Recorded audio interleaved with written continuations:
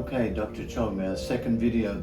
What are one or two of the drugs you'd like to talk about first, please? 我都幾中意同年輕人傾偈嘅，咁我都講下真係呢個年輕人比較常接觸或者聽過嘅一啲嘅名稱啦。其中一個就係依托米子，就係我哋俗稱嘅太空油。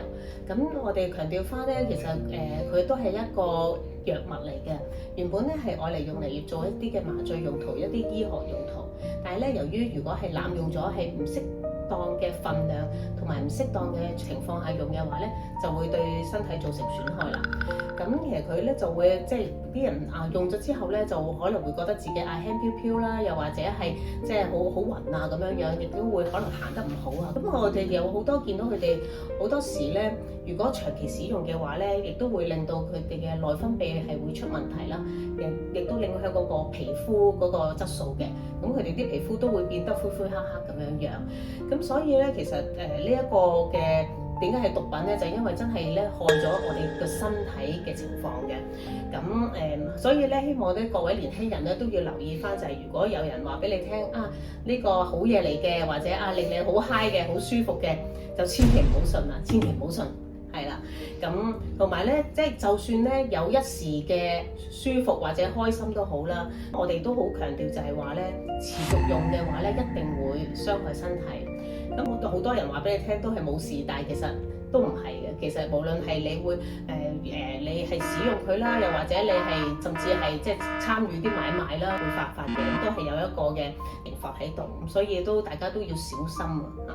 咁另外一個物質咧就係 Ketamine 咧，俗稱 K 仔，咁係一個麻醉科嘅藥物嚟嘅。咁有啲人咧即係食完之後咧，就即係雖然係會好 high 嘅，話會覺得自己好開心啊等等，但係呢啲都係短暫。咁我哋都要記住咧，佢哋會因為呢一個物質咧係會令到我哋嘅膀胱咧係會有一啲嘅損壞嘅，咁就會造成尿頻啊，或者係即係小便咧會好唔舒服啊，所以都係一個傷身嘅物質嚟嘅，其實。I heard when I was in Europe in January this year, many teenagers using ketamine, and 10% or more of them now have got the bladder bag for this problem.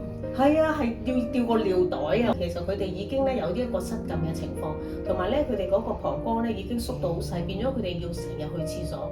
咁譬如我哋一般人啦，大約可能係話3個鐘頭至到6個鐘頭到都要去一次廁所㗎啦。咁但係咧佢哋咧係講緊即係就算係1個鐘可能都忍唔到㗎啦，又要再去喎。咁所以咧造成好多生活嘅不便啊！佢哋控制唔到、忍唔到嘅時候，就唯有要用一個尿袋去裝住啲小便咯。